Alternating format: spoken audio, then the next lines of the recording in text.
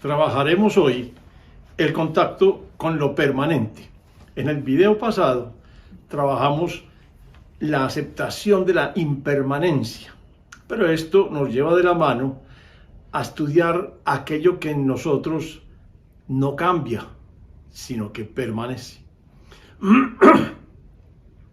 En el Ho'oponopono hay una, estructura teórica que considera que hay tres componentes esenciales de la esencia del yo, que son el padre, la madre y el niño. Y se considera que el padre, es la parte de la divinidad que existe en nosotros mismos. De manera que, en principio, el Ho'oponopono, contempla la posibilidad de que desde el niño se contacte al padre buscando que él sea quien remueva las memorias equivocadas que tenemos y que son responsables de que aparezcan en nosotros conflictos, dudas, dificultades, o que también aparezcan en nuestro medio ambiente asuntos que no queremos, porque en el Ho'oponopono no solamente nos responsabilizamos de lo que es nuestra vida, sino también de lo que sucede en nuestro entorno directo. Sin embargo, entonces, en cierta forma y desde algunas perspectivas, contactar con lo que perdura en nosotros, en cierta forma es contactar con la divinidad. Podemos simplemente, desde el punto de vista clínico, sin meterle a eso ningún concepto de divinidad ni asunto que pueda ser confundido de pronto con un enfoque religioso, decir lo siguiente: el yo verdadero, normalmente en la vida ordinaria de una persona actual, es tapado, no adormecido ni aniquilado, sino tapado por yoes periféricos. He explicado en varios videos anteriores que un yo periférico se forma cuando yo atribuyo a una situación externa, por ejemplo, a un grito que me da mi jefe, o un grito que me da una persona amada por mí, sea un hijo, una hija, la esposa o el esposo, en fin, una persona externa que me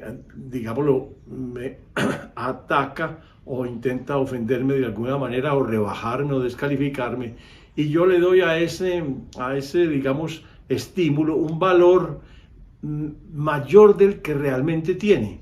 Yo considero, por alguna razón, que esa intervención externa es responsable de mi irritación interna, de mi trastorno interno, cosa que en clínica es falsa. Nosotros demostramos con toda forma de terapia que por fuera puede seguir existiendo la circunstancia, por ejemplo, el jefe regañándonos, el padre descalificándonos, la esposa descalificándonos o el esposo, en fin, y sin embargo yo puedo mantener mi nivel de serenidad y de calma totalmente claro.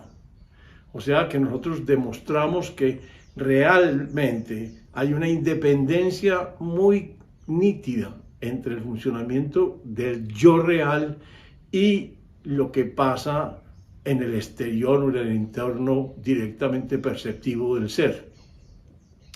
Sin embargo, en la vida ordinaria, la cantidad de yoes periféricos que existe es demasiado alta, porque la cultura nuestra, esta cultura actual que vivimos, es supremamente, apegada y dependiente de las contingencias externas.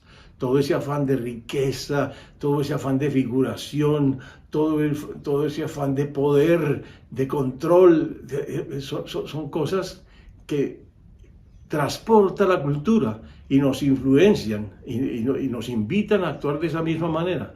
Entonces nos llevan a a un estado permanente de urgencia, de acelere, de estrés, en donde los yoes periféricos están mandando toda la parada.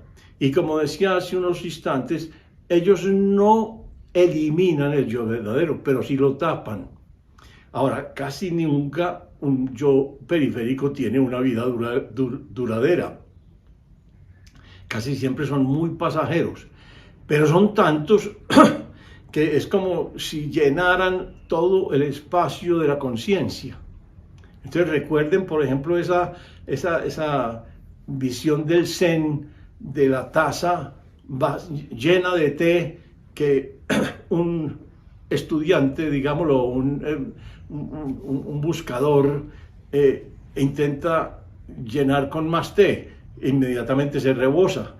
Y entonces el maestro le dice, es que mientras usted esté lleno, no le cabe ninguna otra información, ninguna otra instrucción, ninguna otra guía. Usted tiene que vaciar su taza para que pueda recibir nuevas informaciones, nuevas influencias. Y eso es exactamente lo que pasa con el yo y los yos periféricos. Estamos tan llenos de yos periféricos que el yo verdadero está absolutamente, digámoslo, oculto, no ni adormecido ni eliminado, simplemente oculto. Está actuando, pero ante el nivel de la conciencia nuestra es tan urgente y tan potente en el momento en que vive cada yo periférico que tapa su influencia. Entonces, ¿en qué consiste el avance hacia lo impermanente, hacia lo permanente, hacia lo constante en nosotros? En un asunto de ir vaciando de yoes periféricos la conciencia. O sea, hay que sacar todos los yoes periféricos que podamos para que en forma natural el yo verdadero tome su lugar y haga su aparición en la conciencia. Seamos, digámoslo así, autoconscientes de ese yo verdadero. Pero no es fácil eliminar toda esa cantidad de yoes periféricos. En la vida ordinaria, lo que ocurre y lo que vemos es que la gente no tiene márgenes de maniobra. Vive en un acelere tan grande que nunca tiene márgenes de maniobra. Siempre, si va conduciendo un carro, es pegado a la placa del de adelante. O sea, no tiene manera de desviarse para un lado, de hacer una maniobra elusiva, de salirse de una fila y meterse a otro lado. No tiene, porque está tan pegado al otro que no tiene margen de maniobra. Y si lo miramos en la vida ordinaria, en su manejo del tiempo, pasa lo mismo. O sea, siempre está llegando acosado a todas las partes. Siempre llega tarde, o llega sobre la marcha, o llega en el último minuto, porque nunca tiene tiempo para prepararse, para llegar con calma, para tener un margen de maniobra suficiente por si acaso aparece en el medio algún inconveniente. Yo voy hacia una cita con un paciente y normalmente llego con varios minutos, ojalá 15 o 20 minutos de anticipación a mi cita. Hace muchos años yo me propuse una meta muy sencilla que dice así: yo no quiero que la gente se acostumbre a esperarme. Yo quiero que la gente sienta que para mí la gente es importante y que el primer mensaje que recibe de mi parte de que sí es importante es que yo lo espero en lugar de hacerme esperar. O sea, yo estoy allí antes de que él llegue y siempre procuro hacer eso. Pero eso exige que yo haga una organización de mi tiempo de tal manera que pueda llegar tranquilo a esa cita, porque es parte fundamental de mi preparación. Llegar con todo mi ser, con toda mi atención, sin ningún nivel de estrés, con la total disponibilidad de escuchar a mi paciente y de recibirlo y de sentirlo, porque para mí es demasiado importante percibir y sentir su estado emocional. O sea, en principio, yo he querido que la gente sienta que es importante para mí desde el momento en que llega a la cita, porque ya yo lo estoy esperando. Eso es como el propósito básico. Y eso lo hago básicamente porque tengo una administración del tiempo que me permite llegar despacio a la cita, llegar tranquilo, tomarme mi tiempo para prepararme bien, en fin. Ahora, eso puede significar otro montón de asuntos importantes. Por ejemplo, puede significar que yo me imponga una tarea de no postergar las cosas que tengo que hacer. Por ejemplo, llega tengo que hacer un informe sobre una entrevista que hice de selección para una compañía, de un ejecutivo. Y resulta que yo tengo muchas opciones. Yo puedo decir, lo hago mañana, o saco un espacio en esta semana que es tal para hacerlo. Pero en lo posible yo procuro hacerlo inmediatamente termino la entrevista. Si tengo que hacer un informe de ella, yo lo hago inmediatamente. Y lo pongo ante mi secretaria, que es mi mujer, y se lo pongo en su computador y le informo que ahí está el informe para que cuando pueda me lo pase. En todo caso, yo hago todo lo posible por no procrastinar, por no postergar lo que tengo que hacer. Y eso significa, por supuesto, que me esfuerzo por admitir lo nuevo en mi vida y abordarlo. Fíjense bien, eso es una actitud basada en una estrategia fundamental.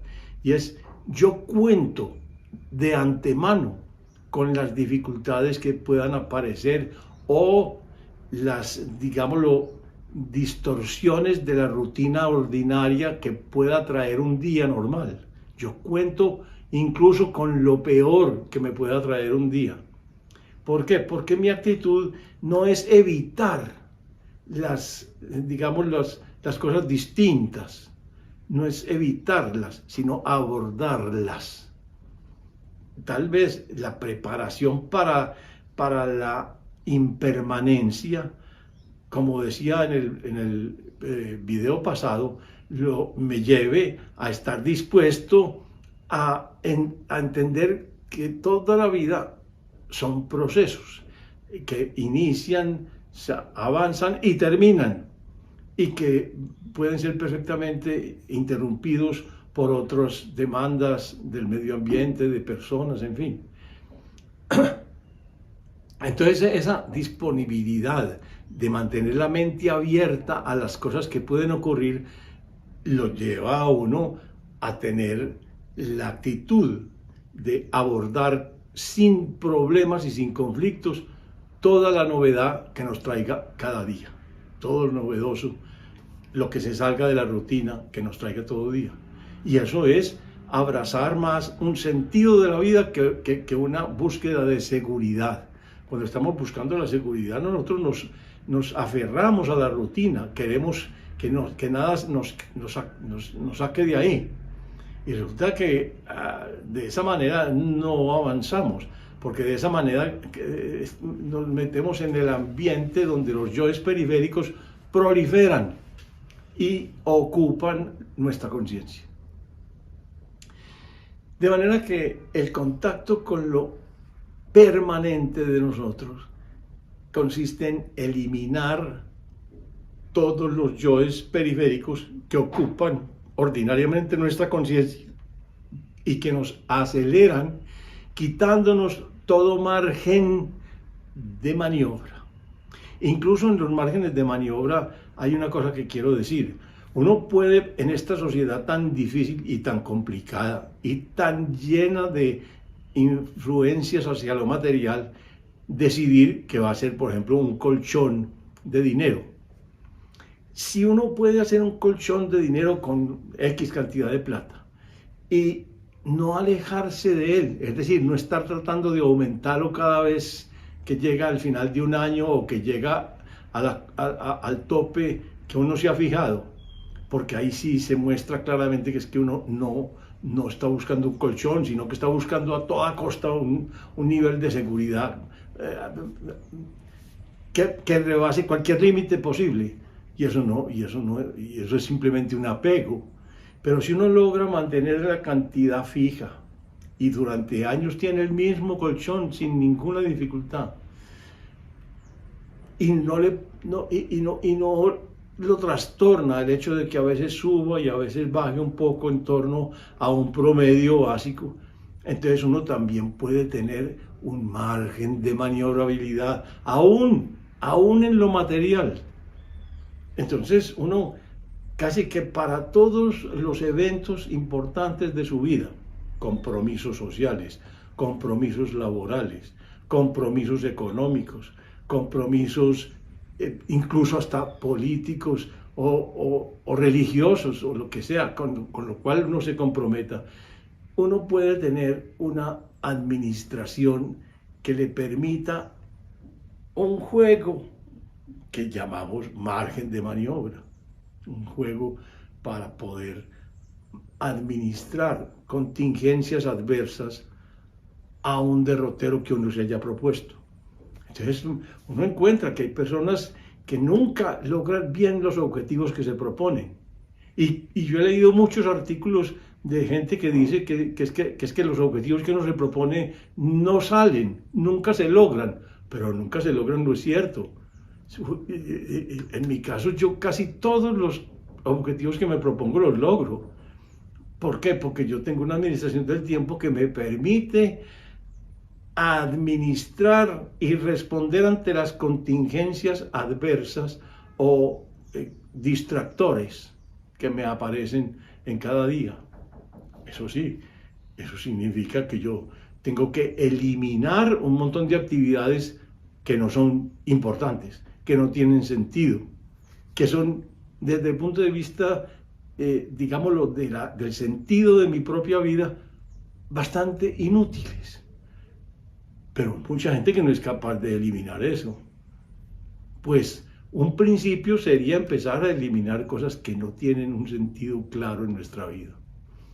Y ese podría ser un principio de avance.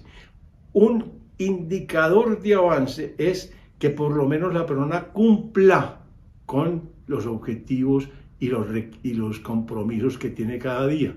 En la medida en que cumpla un porcentaje bastante significativo de lo que se ha propuesto, es una buena medida de que está empezando a eliminar asuntos que le quitan margen de maniobra y que le permiten el contacto con su verdadero yo. Y el contacto con su verdadero yo es ni más ni menos que el contacto con su propio y total potencial. De manera que cuando nosotros estamos en la situación de más alta serenidad, de más tranquilidad, de menos agobio, o sea, donde nuestro yo no está invadido por yoes periféricos, sino que está capacitado para atender perfectamente a lo que sucede en el entorno y a lo que sucede en el interior nuestro. En ese instante nosotros estamos al tope de nuestras potencialidades. Tenemos el máximo de capacidad de aprendizaje, el máximo de capacidad de solución de problemas, el máximo de creatividad, la máxima inteligencia. O sea, si nosotros disponemos de todo el potencial, entonces además respondemos con mucha más inteligencia a las dificultades y a las interferencias. De manera que en total, un buen camino para empezar a contactar la permanencia en nosotros, el yo verdadero, o si ustedes quieren, la divinidad que existe en nosotros, es empezar a eliminar yoes periféricos. Mucha suerte.